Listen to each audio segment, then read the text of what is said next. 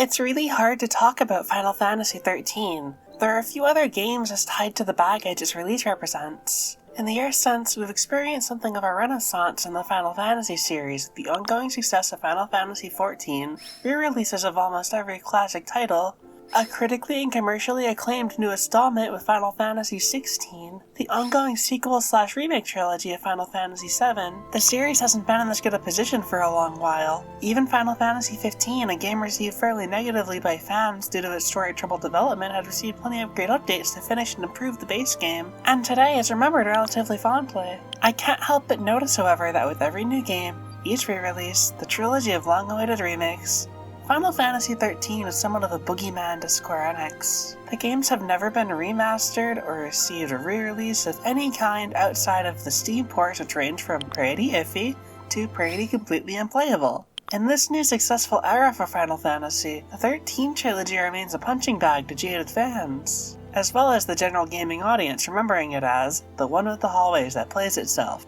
But, while replaying the game recently for no other reason than pure curiosity, something interesting happened. I would sometimes run into difficult encounters or just have general questions about parts of the game and would look up answers online. Whenever I did, I'd end up at an old GameFAQs board from like 10 years ago and see fans of the game answering these questions. Note how I said fans. There was a common sentiment in these boards of people genuinely enjoying the game despite a perceived hatred of it online at the time. Of course, people answering questions on late game grinding spots or boss strategies would likely enjoy it, but it was still strange seeing a mostly positive response to the game from the time of its release. This got me interested in understanding the game and led to my first complete playthrough of it. In short, I did not enjoy it. I was frequently underleveled, the story was messy and somewhat poorly told, the gameplay took 20 hours to really open up, and overall, it wasn't a very smooth experience. But for some reason, I really wanted to play it again. I had a pretty strictly negative experience with the game, but something about it kept me engaged enough that I felt like I was missing something. Like I needed to meet the game halfway. I couldn't shake this feeling that I wasn't playing the game with a sincere interest in understanding it, but letting what I know about the game cloud my judgment. Before replaying it, however, I went back and did almost every side mission in the endgame, and I genuinely enjoyed my time. While tackling these missions, I'd kinda zone out, going from hunt to hunt, experimenting with my team and paradigm compositions, and just experiencing the gameplay. Whether this was my change in attitude or just a general improvement in the game's content, I'd yet to figure out. I did stop, however, during some of the final missions due to being underleveled, so I decided on my next playthrough I would fight every single enemy I encountered or could fight to make sure I was on the level curve. And sure enough, during my second playthrough, I frequently found myself either on level or slightly overpowered compared to the enemies I was fighting. But while the gameplay was finally clicking, it was the story that really bothered me still.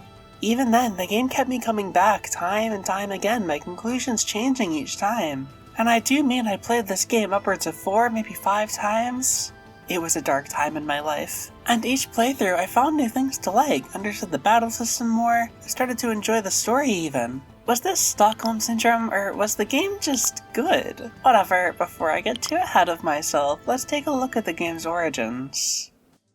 At the time of its release, 13 was in a difficult position. Not only was it the first HD Final Fantasy, but it had the misfortune of following up on the past 2 console generations of some of the most acclaimed games of their time. There was also a growing sentiment within the fandom of wanting a remake of Final Fantasy VII, a game that revolutionized the industry and had a huge part in helping Japanese RPGs break into the West. Not to say it wasn't also successful in its home country, because it very much was. And of course, when deciding to demonstrate the power of the PlayStation 3, Square decided to show off a tech demo of Final Fantasy VII's opening scene, further boosting the fans' fervor. Like, I'm sorry, did they really think they could just show off this proof of concept and no one was gonna believe some conspiracy that there was a secret FF7 remake around the corner that Square was being coy about? This was something Square absolutely knew its fans wanted, but for one reason or another, the time never seemed right. So, by the time of Final Fantasy XIII's announcement, while fans were excited for a new release, both them and the developers at Square Enix couldn't escape the shadow of Final Fantasy VII. Speaking of XIII's announcement, it was originally shown off with a proof of concept of what the battle system might look like. And that sentence might sound strange, but I do mean this wasn't gameplay. This was basically just fantasy cinematics that could be a battle system maybe. This is something Square does quite often, even doing so as recently as Kingdom Hearts 4's announcement, and 3's if you remember that. This proof of concept trailer, however, was met pretty positively, and Square decided this is how the game would play. So, going into reception, 13 had a very loose idea for a battle system, whatever this is, was under intense scrutiny being the first HD release, which Square would have their own troubles with, and was being made with the knowledge of what fans really wanting right now being a game they released over a decade ago. Looking back, the writing was already on the wall for the troubled game we received. In order to live up to this lofty expectation, Square made their goals just as ambitious. Final Fantasy XIII wasn't going to be a new Final Fantasy, no, it was going to be a new series of Final Fantasy games, a la the compilation of Final Fantasy VII. This series would be known as Fabula Nova Crystallis, and you may have already played some of the games intended for this series. Remember the troubled development I mentioned for Final Fantasy XV? Well, that game was originally Final Fantasy Vs. 13, a game that seemingly took place in its own world but using the basis of 13's lore. Type 0 is another that fans might recognize that was originally tied to this series. This is all fairly common knowledge now, but it feels fairly important to stress the extent to which Square was banking on 13's success, and the troubles within the company at the time. On the topic of these troubles, Square had up to that point very little experience developing for HD systems, which wasn't helped by the game's multi-platform release, the general difficulty of early PS3 development due to its strange architecture, and the company's insistence on using proprietary game engines, a problem that would plague their releases for years. There's a pretty well-known quote from Mamoru Toriyama that reads, "Considering the amount of work to make graphics that deserve HD, it is hard to make towns in the conventional style." Often misquoted as, "HD towns are hard." The increased difficulty of developing towns and the higher fidelity of the PS3 and Xbox 360 ended up dictating a lot of the game's structure, and made what was a major aspect of Final Fantasy up to that point, towns, something fans would miss in the final release, as well as creating another short phrase that would define this game's legacy. There's a few of those. So many issues with the game's final product were results of roadblocks like this, and again, in retrospect, it feels obvious things would turn out the way they did.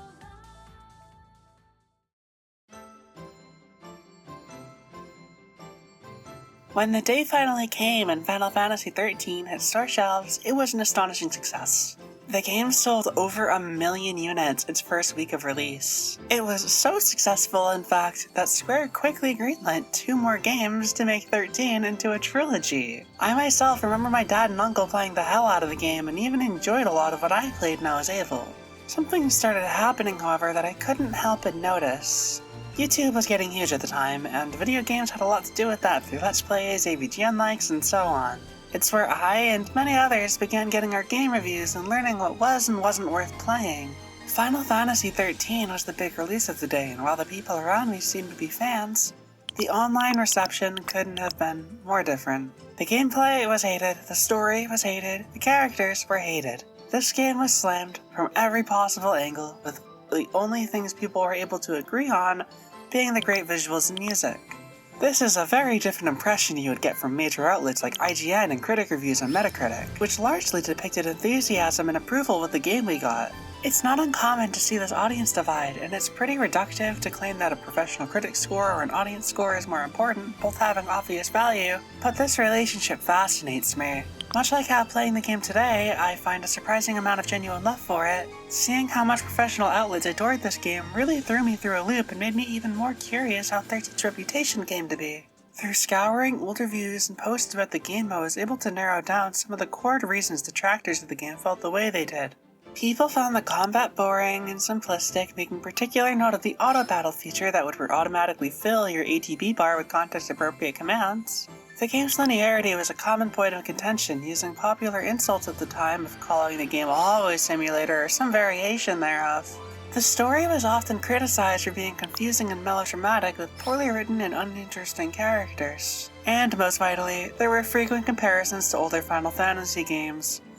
Most notably, Final Fantasy VII. I would make a contrasting list of points that critics seem to enjoy about the game, but I'd end up with the same list. People who enjoyed the game said that the combat is a high point, the story is engaging, characters is compelling, linearity a welcome if jarring change of pace with the caveat of the game's more open last act. So, who's right here? Well, no one, their opinions tell me, but what do I think? So, I've played more of this game than most people talking about it on the internet. So, what's my perspective on this divide? Starting with the combat, I see the problems people have and can't deny their presence early on, but the game does a really frustrating thing where it really does get good 20 hours in, as much as I hate that it takes so long. The combat system does feature some genuine nuance and deeper levels of strategy and team building than some would have you believe. You basically act as a commander telling your party what roles to take and when, not necessarily worrying about your individual actions, hence auto battle, but instead the dynamics of the fight. It very much feels like a series of tug-of-wars followed by a big payoff when you finally manage to get the stagger meter full. Then you can stop playing defense and move to full offense, using this window to quickly defeat your opponent. It's a satisfying loop with lots of room for optimization and strategy. Linearity is the next point of contention, and honestly, I get it. This game's first half is basically just a series of long hallways with not so optional enemy encounters and no gameplay loops outside of walk down the hallway, encounter an enemy, kill the enemy, repeat. No towns to visit, no exploring to be done, even character customization ranges from linear upgrade paths to confusing drab menus where you make your weapons' numbers go up. This is compounded by the game using a similar system to the sphere grid from Final Fantasy X, but taking away the shared board of upgrades, and some non-linear choices in how to fill the board. So it more or less ends up being a straight path of upgrade you just have to check in on from time to time. Which isn't inherently a problem, but it offers no respite from the sometimes exhausting gameplay loop of walk fight, walk fight, walk fight. The game's later half opens up and allows for more exploration and customization, in the form of party composition and opening more options for leveling your characters, but again, this is 20 hours in to a pretty repetitive experience. The story is a bit weirder, with it being definitely affected by the lack of towns. The bulk of the plot, the characters are on the run and moving from one area to the next with brief moments of getting to know each other. The party spends a lot of time paired off, which gets us more intimate with each member, but it really relies on you enjoying these dynamics between each pairing. I happen to like these characters well enough, with Snow and Lightning being highlights for me, and I enjoy things like Saz just being an old man with the little chocobo guy. The cast certainly isn't anything mind-blowing, but they're at least entertaining, and for the most part, I think they give great performances. Granted, Vanille is definitely a victim of horrifically awful direction. Why does she sound like that? Why did you do this to her? Why does she need to sound like this? I like the framework of the party being forcibly driven by some divine mission akin to Greek theater with dramatic stakes and dynamics, centering extremely flawed people at its center. It has plot holes and weird beats, but the story, I think, does a good job at what it's going for. So, while I see each perspective on the game's quality, it definitely makes sense that a professional critic who's likely to play the entire game would have a better opinion on it. Considering the age-old adage of it gets good after X amount of hours, unfortunately is very true when it comes to 13. Anyone not wanting to invest that time or just not having it, unfortunately only seeing the flaws the early game exasperates, and not getting to experience the better qualities of the later game. The story is less easy to understand the divide on, but personally, I feel a lot of the criticisms are either overblown or way too hyper-focused on specific weird plot beats and moments, to let the bigger picture take over and just enjoy the ride. So ultimately, this was a simple matter of two groups saying the exact same thing and taking away the exact opposite conclusion, right? Well, not exactly. Make my wish come true, let darkness slip aside, hiding all the hope. While fans of the game simply saw 13 as another solid installment and were happy to leave it there, many detractors seem to take a more extreme conclusion, at least in the West. Around the 2010s is when a certain culture started to emerge around JRPGs. I don't really like the term JRPG, it being a bit stupid and reductive and not at all descriptive of the genre as a whole, but I'll be using it because we all understand what it means, essentially. And its kind of problematic meaning is very important to what this issue was at the time. JRPGs and Japanese games as a whole had a rough reputation at the time, with RPGs being objectively bad and Japan being weird and game stories don't matter being extremely common talking points. There was a kind of xenophobic resistance to JRPGs that permeated discussion around the genre, and helped slander an entire generation of games. In the 90s and early 2000s, RPGs were big, and the biggest of them all was Final Fantasy. Final Fantasy VII was basically the first AAA game, selling itself as the video game equivalent to a blockbuster featuring state-of-the-art graphics and technology with a focus on an epic story, and it was a hit. Final Fantasy VII was a phenomenon, not to mention the success of 8 and 9 and the explosive popularity of 10. Square was on top of the world. For a series so prestigious in a genre that created the modern idea of the AAA video game, to go from the historic success of Final Fantasy VII to the internet's punching bag in the matter of a decade is kind of insane, right? This all had me asking the question of why RPGs just suddenly gained this reputation, and it led to some interesting finds. I could point to many individual videos or posts or people in general who stand by this view of JRPGs being objectively flawed in a bad genre, but I found a post from around the time of FF13's release that I think hits all these points pretty concisely. And more interesting is that the focus of the post consistently comes back to Final Fantasy XIII as a representation of the author's issues with JRPGs as a whole. I won't give any info about the author of the post because I'm not interested in targeting them or their character, and more so want to use their post as a demonstration of this anti-JRPG mindset. But if you really want to find it, you don't have to dig around that hard. I didn't have to look far for it. I'll be jumping around a lot to consolidate the core points, but to be clear, I'm not taking away any important context, just saving us some time. It's a long post. The user states, Let me be clear before I start this post. I love JRPGs. I've been a fan ever since I was 7 and was completely baffled by Final Fantasy I at my grandparents' house. That being said, I also hate JRPGs with a passion. Quite a few of the things I dislike about them can be chalked up to cultural differences. Many of them, though, are complete and utter failings in the basic mechanics of JRPGs. Western RPGs are generally character-driven stories about defeating a particular evil or saving someone dear to the main character. A great example of this is the original Dragon Age. The path your character follows is focused, sensible, and always moves you forward. In contrast to Final Fantasy XIII's story is so muddled with so many logical fallacies and stupid decisions, strange dialogue choices, and conclusions that are reached without factual backing. For example, in an early part of the game, Saz, Lightning, Hope, and Vanille are stranded in the Vile Peaks after their plane was shot down. Lightning decides to push on without her party, even though the logical course of action would be stick together. A child and an old man will somehow find the stamina to move more quickly through the wasteland than an experienced, in-shape soldier and a boy who's too scared to let himself fall behind. Almost every JRPG story is laced with these types of logical fallacies and leaps of faith, which says to me that the writers are simply lazy and force their characters into the story they want to tell, instead of writing a story in which motivations and decisions make sense. JRPG stories are often high-concept, philosophical tales that beat you over the head with morality, questions about theology, and often examine governmental and corporate corruption. In examining all these high concepts, the game developers often forget to infuse their characters with personality and give them believable motivations. The post goes on and on and on, but I think you get the idea by now. There's this idea that Japanese RPGs are lesser than their Western counterparts because they aren't as logical or focused, and characters don't do things that make sense, and they focus too much on lofty ideas like government and philosophy other than characters, and so on. This post goes on to mention more common complaints like characters all being teenagers, awkward English translations, dialogue being overly emotive. You get the picture.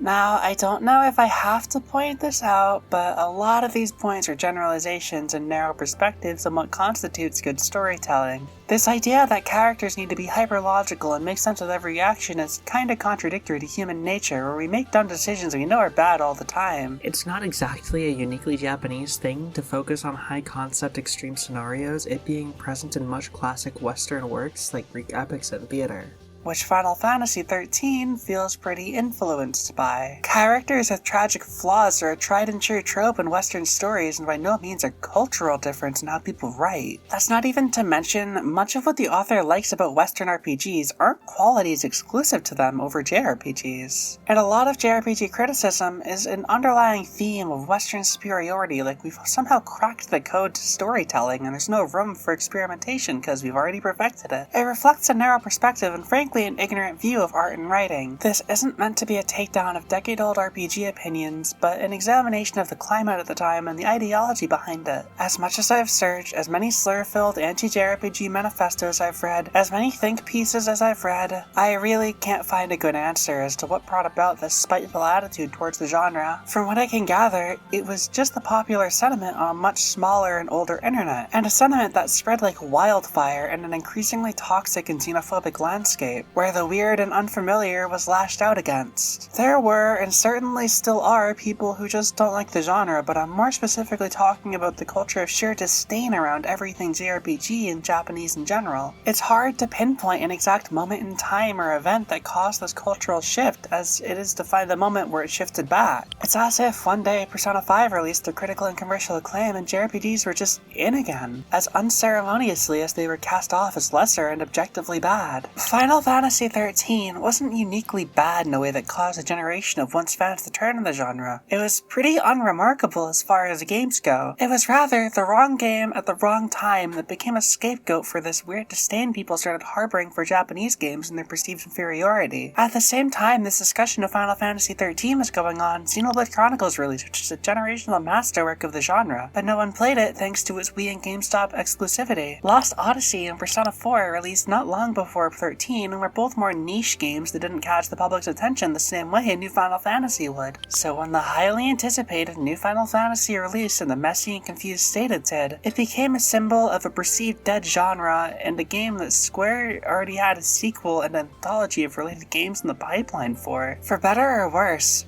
Final Fantasy XIII was doomed to be the face of the death of JRPGs for years to come.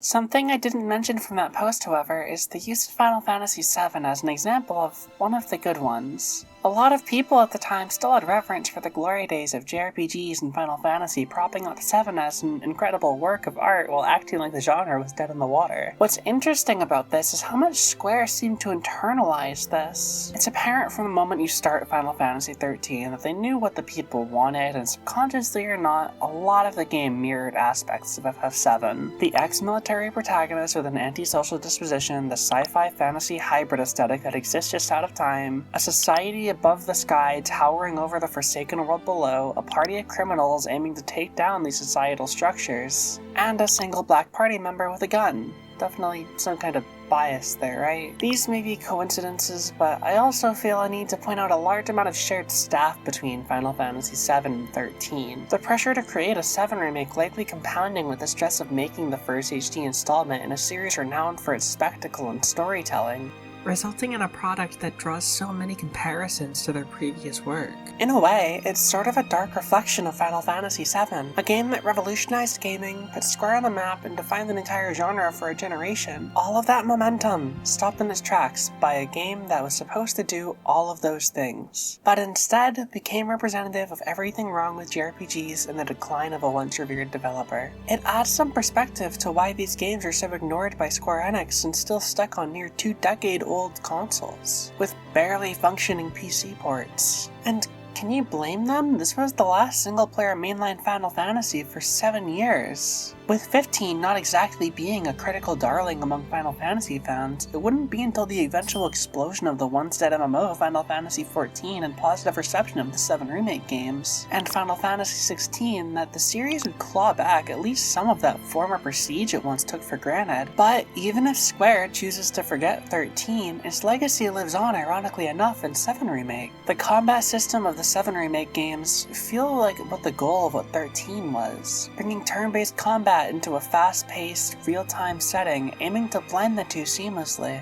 Even things like the stagger bar introduced in 13 became a staple, appearing in the remake trilogy as well as Final Fantasy XVI. In many ways, I get the sense that if Square had attempted making Final Fantasy XIII today, they might make something extremely close, if not identical, to 7 Remake or Rebirth. You can even see 13's DNA and Rebirth's strange adherence to the context-sensitive climbing and parkour found all over 13. The 7 Remake trilogy even takes on the theme that defined Final Fantasy XIII, being defiance of fate and breaking the chains of a a higher power defying a certain future. Even if this isn't intentional and nothing more than a fun observation, I can't help but notice these little coincidences of 7 informing 13 going full circle to inform 7 again. And the question goes both ways. If a 13 made today might be closer to 7 remake than we got, what would a 7 remake made in place of 13 have been like?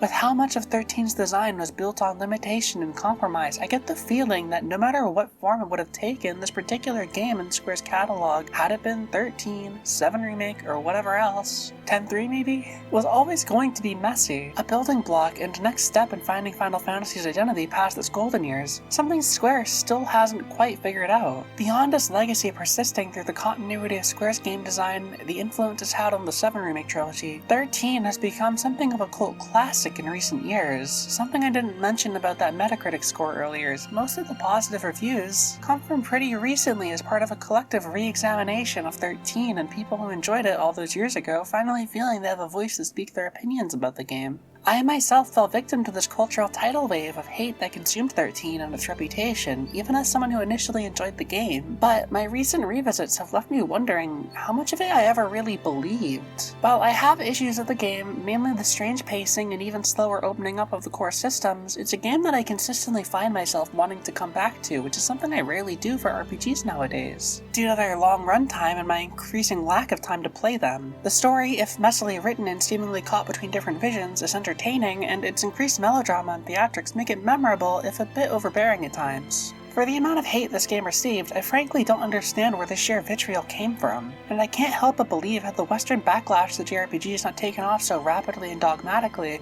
this game's history would look very different. Final Fantasy XIII was a victim of a shift in culture, a troubled development, and yes, its more popular older brother, Final Fantasy VII. The game's reputation exists for a reason. The boring hallway simulator that people complained about on release does exist, and I'll be honest, this game isn't everyone's cup of tea. It's just not. But that being said, my playtime looks like this.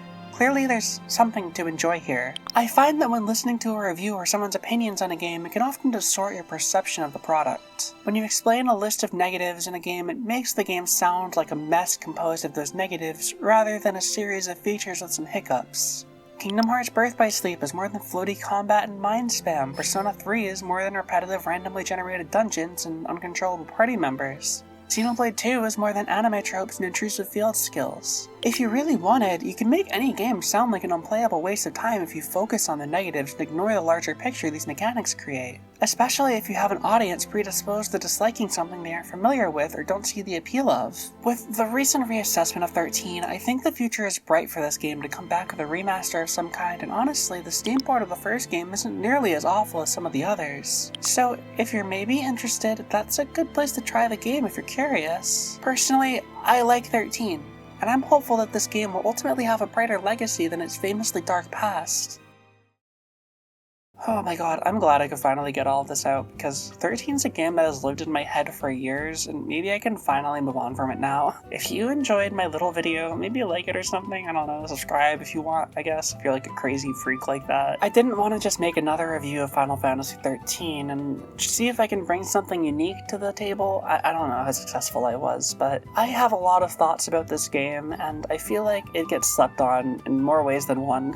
If you're looking for a review, I mean, I think it's pretty alright. I think it's like a solid 7. Go play it if like you like a 7, you like a good 7 out of 10. But enough of that. Thank you so much for sticking around. You're probably hot and swag and awesome if you stuck around this long, because why else would you be listening to me? And I love you all. Platonically, of course, in a not weird parasocial kind of way.